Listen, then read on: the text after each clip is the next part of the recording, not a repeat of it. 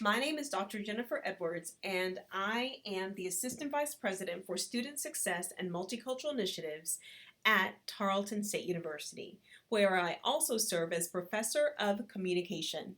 Today's presentation will focus on implementing student success technology to enhance student success. I am very excited to talk about this topic because I am one of the newest content experts for Complete College America. Let's get started. These are my areas of expertise. I have areas of expertise in the areas of proactive advising as well as technology implementation in the higher education setting. Just a few of the organizations that I've worked with over the past 5 years: the Education Advisory Board with their Student Success Collaborative. Also, I've worked with Hobson Starfish product. Also, the American Association of Colleges and Universities with their LEAP initiative. I've been a LEAP Texas Fellow, as well as Southern New Hampshire University, and that was an initiative focused on communication, as well as the Reimagining the First Year experience with the American Association of State Colleges and Universities, and that is focused on reimagining the first year of college. These are my areas of responsibility at the university. They range from career services and international programs to mentoring, diversity and inclusion, developmental education, TRIO, which we have the Upward Bound in Education Talent Search programs, supplemental instruction, tutoring, academic advising, testing services, and student disability services. We implemented the Student Success Collaborative through the Education Advisory Board partnership that our university has. And so one of our pain points was figuring out how to train faculty and staff and students how to use this new software.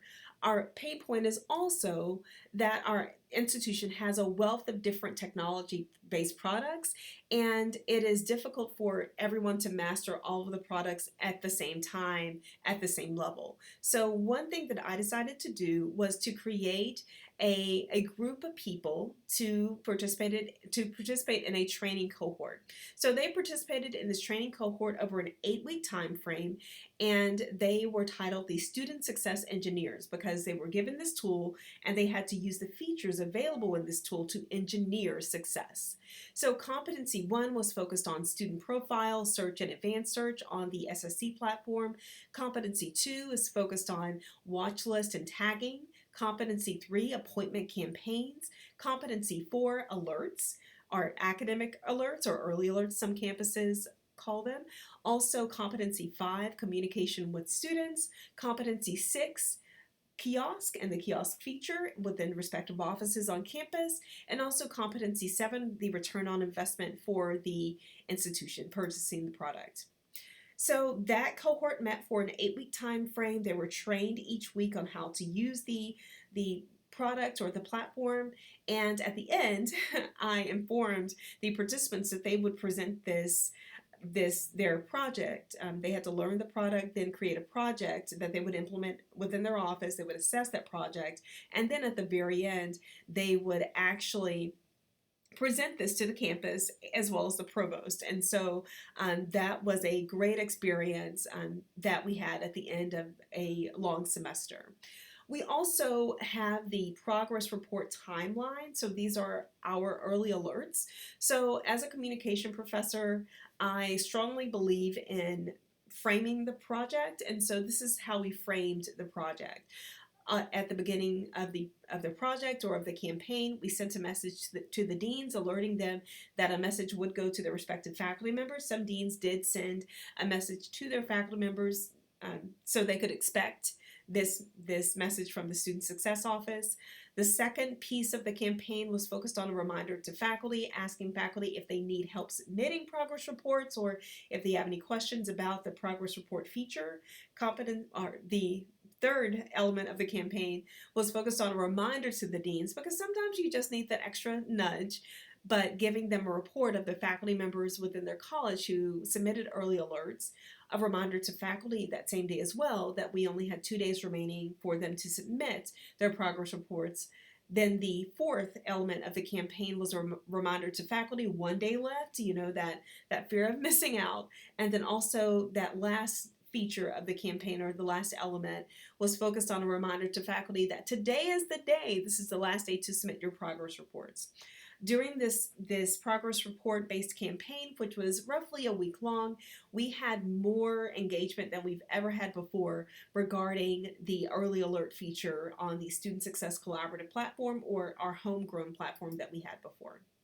Also, here is an example of one of the emails that we sent to the deans, the email to faculty, and also the Re-Recruitment text message campaign for students. So this happened later in the semester, but we also believe in framing campaigns for students as well. So we are all about higher education communication and the effectiveness of those communication campaigns. But this is a re-recruitment piece for students. And so we wanted students to let us know if you have not enrolled yet. And so usually this is sent at the beginning of May, end of April. But if you have not re-enrolled for the upcoming fall semester, what are your plans? And so through this campaign, we were able to discover whether the student did plan to come back, whether the student had questions about coming back to our university, whether or not they could possibly enroll for the upcoming semester, and also whether or not they are not planning to return at all. So this was a fall campaign for re-enrollment in the spring, and then we also had a spring campaign for re-enrollment in the fall. And so this was a text message based campaign. Also, throughout the different technological implementation pieces that we've had for communication tools for students and also faculty and staff, we've developed best practices based on our experience, as well as a review of the literature regarding student success technology. So the first thing is discovering your faculty and staff influencers who can help you promote the technology. Number two, remember that you're paying the vendor. And it's important to remember that because sometimes I forget that as well. But sometimes the implementation practices that the vendor touts possibly could not work for your campus. So to examine your needs and your culture of your campus, and then use the technology to aid that, and also reminding the vendor of that as well. Also, the third aspect is scheduling weekly meetings with your core implementation or execution team. Number four, establishing a fear of missing out with your early adopters on your campus. And also, if you only select 30 people or 40 people, faculty, for example, to submit early alerts, then their peers will start, opening their ears to the project and like, why haven't I received that information from the Student Success Office about this project? Number five is comparing the cost of the software with other institutions. It's easy to do, and actually you can look at minutes and notes of meetings online. So that's a great way to compare the cost of your project or your software with the software, same software purchased by other institutions. Number six, forming your own user group. Number seven, showcasing unique ways that users are adapting the software to their everyday tasks. So we discovered a way on the SSC platform to actually analyze multiple student schedules to provide student-focused office hours. And then also, if we have 50 students who need a class or who need a particular time period, we could actually use that scheduling feature to discover when the students were available and when to enroll them in that particular class. But if you have questions about that, just ask me. Number eight, rewarding your users with surprises throughout the semester. Number nine, highlighting the program through press releases and infographics has been very, very good for our campus and for our community. And people usually perk their ears up to hear about this particular feature. And then also number 10, work smarter and not harder, because we all know that all of you have a lot of projects going on at one time. So developing a user guide and quick and easy and digestible YouTube videos to demonstrate how to use the software for your faculty, for your staff, and also for your students. We also had a student success technology meetup. It was great. Vendors, unfortunately, were not invited to this meetup, but we had over, goodness, 17 different campuses attend, and they had a chance to share how they're using software systems. So whether that was Civitas or Starfish or EAB's SSC platform or a homegrown system, that was a great way for them to get that information out there and to share. And we've had a lot of great conversations and projects come from this meetup. Also, we developed YouTube videos focused on, and these are older numbers, but focused on how to take attendance on the platform. We branded it for our campus. We also had an enhanced faculty training video to focus on how they can create student-facing office hours instead of office hours that had that capitalized on their particular schedule and wants and needs. Also, we formed a Student Success Technology and Retention Institute on Facebook, and so that's been a great way to engage with other campuses and also to come up with a lot of collaborative projects. We also, this was an interesting one.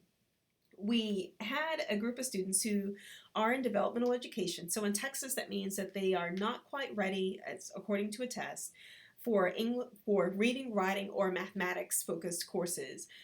So that basically means that they need to be advised for their classes for the next semester by a particular advisor. So we actually, I walked into the office one day and I noticed that we had 400 students, and TSI stands for the Texas Success Initiative, who needed to be advised by a special advisor.